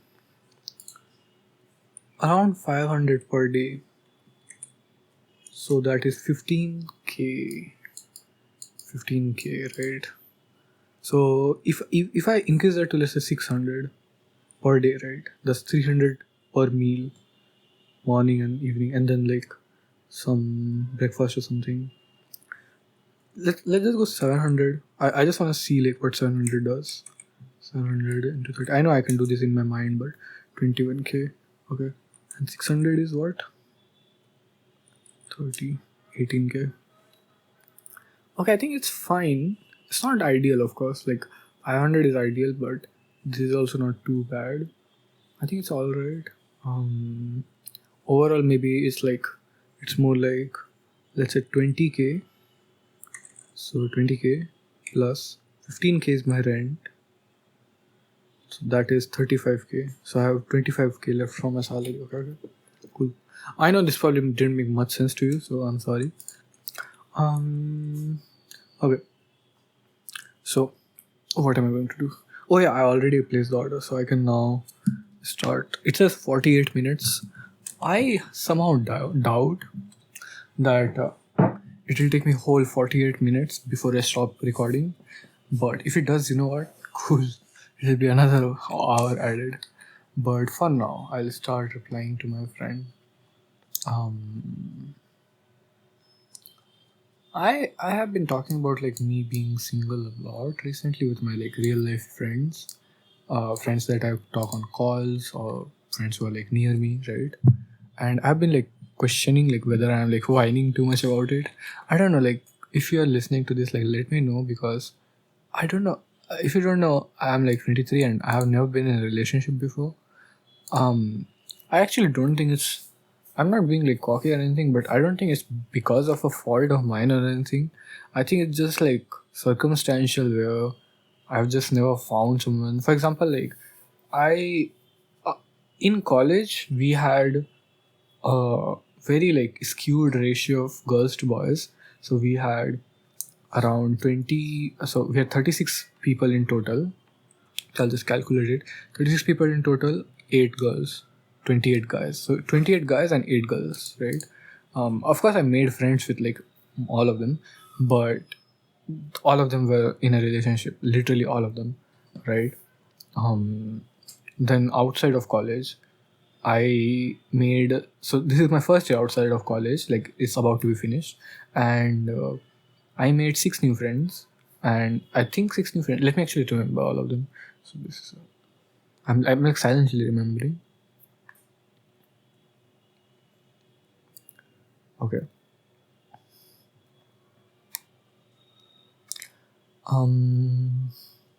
I'm gonna say 5 new friends, and out of that, only one was single, and we became friends. Like of course, like all 5 of us became like good friends, but we were more or less the one who was single. We were good friends, but we didn't like it wasn't like I was into her romantically or anything, but these are the people I was able to meet, like approaching and stuff like that, right? It's just like I feel like I'll just not find someone to like date easily. It's like too much reliant on luck, right? Like if I just find like 5 people who are single my whole life, right? That's like to me it feels like am I just going to be in a relationship with the next single person I meet? I don't want that to happen, right? Because I don't want, which didn't happen, I guess. But like, I don't want a thing where I feel like I am too desperately like making a decision about something, right? Anyways, yeah, as you can see, I whine about it quite often. Okay, so I will now, I'll start replying to my friend. So this will be another like amount of just silent talking, you know.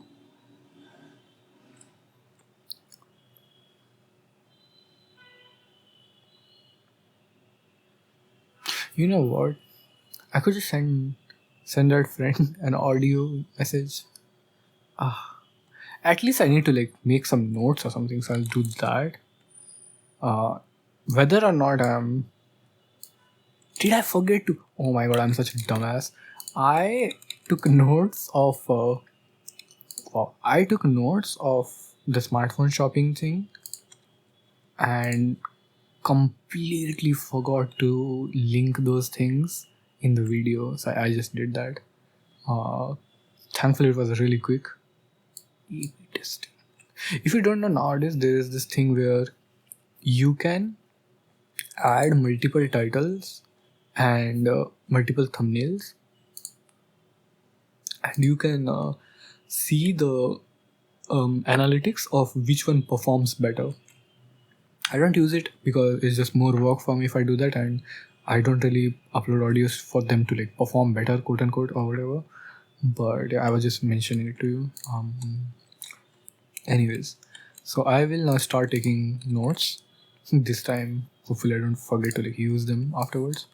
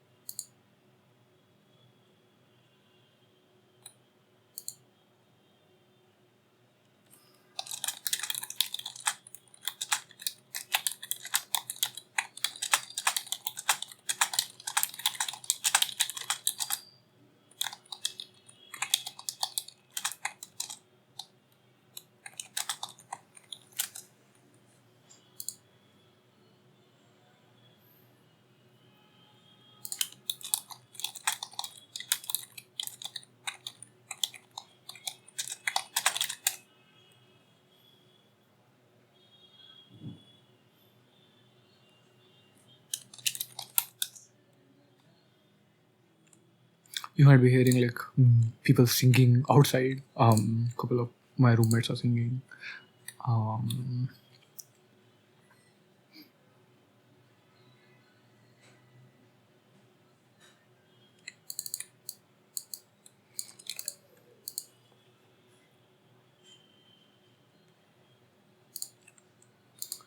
I need to close some tabs to make like mental space.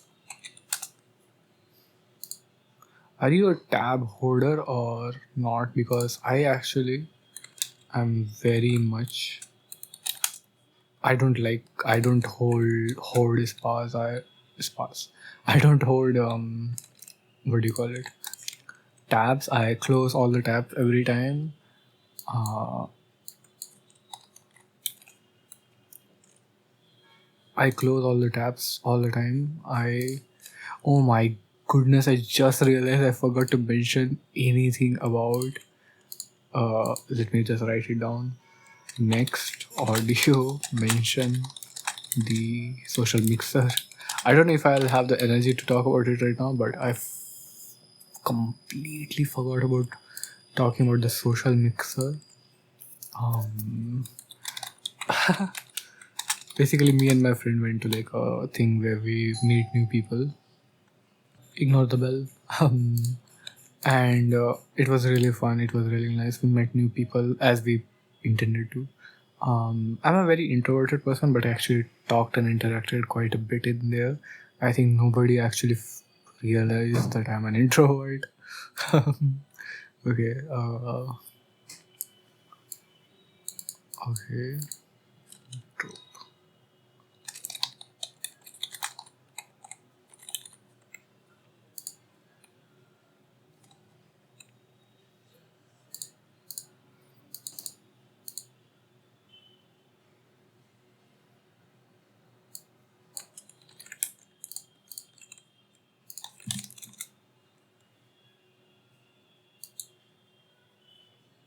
What the hell is Breakfast Club?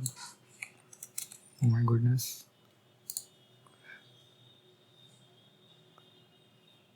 Ah, seems very nice. Okay. Um.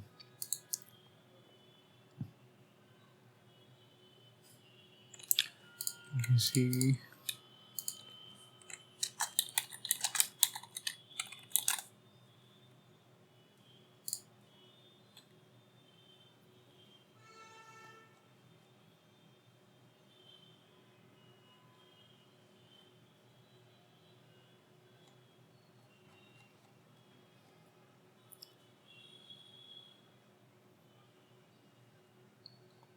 Oh my goodness, there's no way.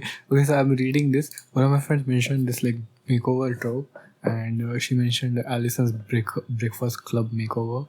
I am looking at this. Uh, oh my goodness. So apparently, like in the movie, I'm assuming Jesus Christ. In the movie, oh my goodness. I just saw the makeover. So I'll read this article. So I found this article. So I was reading it. This is what cvr.com. Why Allison's Breakfast Club makeover has aged poorly. I guess I'll link this as well. Not bad. Not bad. You know what? The makeover trope is almost fundamentally problematic. I'll probably skim through a little bit. While there's nothing wrong with reinvention and film being a visual medium, it clearly always manifests as a girl with an unconventional look or disinterest in fashion being remade to look like the conventional beauty standard. Cool. Uh, Alison is introduced as the weird girl, quote unquote weird girl, the eccentric gothy basket case who doesn't speak a word for the first half of the Breakfast Club. With her bangs, black eyeliner, baggy clothes, and Converse shoes, she's a very Wednesday Addams style eccentric. In the climax, however, while no other character changes the appearance in any way, Alison is given a makeup but clear to look more girly, and as a result gets the guy and a happy ending.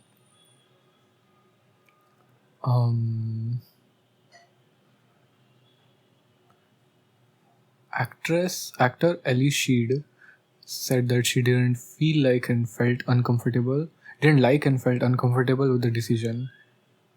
Differences and makeover reflects Alison's character growth feel a little hollow. I'm sorry, I'm just messing up all the words.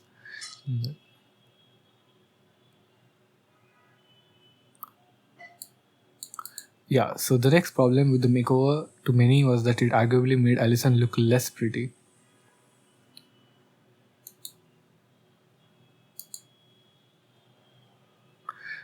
So, I want to say, my friend asked me to like describe some of these makeover things, right? And I'll tell you how it happens in India. I'll need to repeat this for my friend, but that's fine. So how it happens in India, you'll have a girl who will have. I'm not joking, by the way. They'll have the biggest, thickest, cartoonish glasses. That's the one thing, right? And no makeup or really, really poor makeup. Their hairs will be like tied in these pigtails where the pigtails are there, but then you tie the pigtails themselves so that there's like a loop going on. They'll wear the most like schoolish clothes, and then the makeover happens and they remove the glasses completely and dress them in like cool clothes or whatever. So it's much more like visually striking, right? Like you can see the person going from ugly, quote unquote, ugly to pretty, right? And in this case, kind of ugly because who wears glasses those thick other than like really old people, right? And also, they're like every decision is deliberately made to look them ugly, right? And kind of goes true to some degree where parents will like dress their kids for a really late age in India. So kids have to like understand how to grow out of it. Fashion sense improves over time, right? Unlike I think American stuff where fashion sense is like much better in general. So that's one issue. I'm also not kidding about this, which I'm really, really sorry that I have to mention this. But sometimes they'll just smear their face with like less, like some sort of darker color, basically, to make them quote unquote uglier. I'm not supporting this, by the way. I don't think any skin color is bad. I don't think any color looks uglier. This is the movies doing this, not me. But they'll just smear someone with like some certain. I also put this in the bloody racial tendency mention or something as a trigger warning. But my point is, this is what happens in India, right? So you deliberately do anything in your power to make the girl look less and less pretty. And then I see Alison in Breakfast Club. I really hope you haven't because this is going to be wild. She looks absolutely stunning, beyond pretty in her pre-makeover. She has this. I don't know how to explain it. Um, she has like bangs and like very short hair and wears like a scarf and like baggy clothes like black. Really, really like motorcyclist sort of persona. Really, really, really cool. And then her bloody quote unquote makeover. She's just wearing this white like sleeveless dress with a very simple. Uh, she looks A like a different person. B, yes, she does look actually worse than she used to. But it's so bad. I can't imagine. What it's like 1985, right? Is it like at all? Okay, 1985. I am not in a position to say whether or not 1985 is too early on, but I can see why my friend was angry about this. I am just shocked to my core to see this because, dude, she looks so pretty in the pre-makeover. Maybe that's just me just liking her, but that's the thing. I think, am I crazy? Like, it's not like I wouldn't like someone if someone were the other way around. But in this case, something about her genuinely just feels like, yeah, this is actually, you know what? I know what it is. It's because her post makeover actually looks like it is. Her post makeover actually looks like it's supposed to be for a much younger girl than she is. Like, her pre makeover fits her, I think, suppose like apparent age much better, and also her pre makeover actually takes into account how her hair looks, how she looks much better than a post makeover, which just feels like just a default dress slapped onto her. Default hairstyle looks so bad. Like, hairstyle genuinely looks bad in the post one. But yeah, oh my god, this was hilarious. Okay, I got completely distracted. I was just like trying to find something out for my friend to like reply to, and this is what happened. I really wish I had more friends who would like send me like really long messages, so I could like reply to them like this. Um, okay.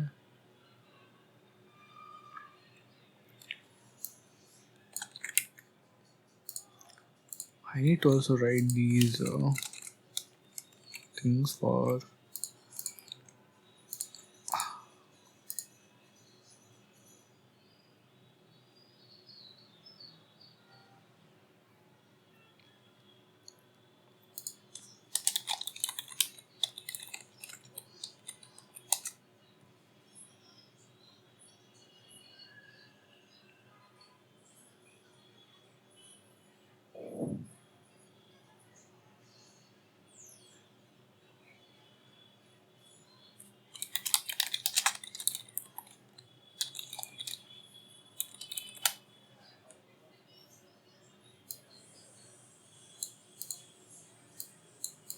What is a casserole? See, there are words that I've heard a lot, but I have never seen them.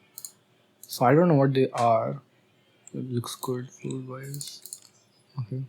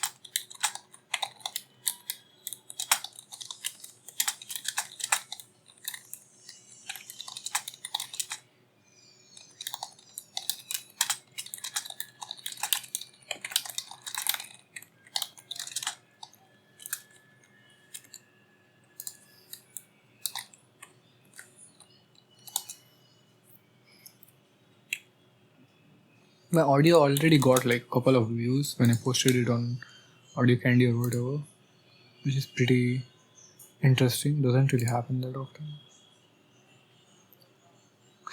One day, okay, I need to write this down. One day, I will go through bloody R for R and other posts in front of you, and I'll just laugh at them because some of them are so funny. I could also do like I don't know. I could also do this for Pillar Talk Audio or Gone Wild Audio or something like that. That would be so funny, dude. Anyways, back to replying. Oh no, wait, yeah, I was looking at something.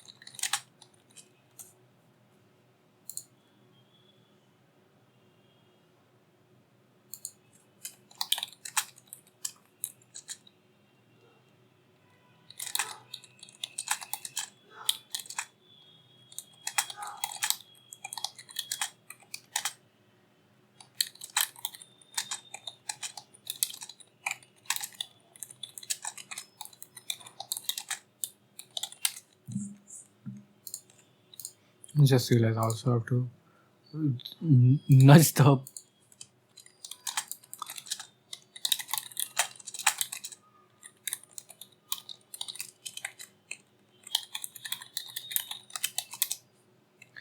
The R for R mods. I don't know why it got banned still. It's just weird. Oh my god. I actually had a message. Wait, so on Discord, I joined this like dating sort of. First of all these kids are so young. Dude, literally everyone is like 18, 19, 20. I'm 23. So it felt so weird. But I can't believe I'm saying this. But also, I can't believe I'm 23. But also, there was this one person who was like, oh my god, did I remove it? So there was this one person who contacted me. Their I swear I didn't engage with this person first. They just said their thing was their username was mommy, and they messaged me like hi. I was like hi. Didn't want to make any assumptions, but like I was just talking normally, right? They said, "Where are you from?" I said India. Instantly blocked. It's so funny to me. I know I have faced this a lot. I know like this is like sort of racism, but I face this a lot, and I actually know the reason because so many. I think it's not like Indian guys are particularly creepy or anything. It's just that there are so many of them because it's India, right? It's the most populous country in the world. There's just so many of them, and like it's naturally feels like every Indian guy is creepy. I'm not supporting racism or anything, but I'm just saying like, okay, this has happened to me, so I just found it funny. But thankfully, this audio already should have a slight racism mention tag or whatever. Um,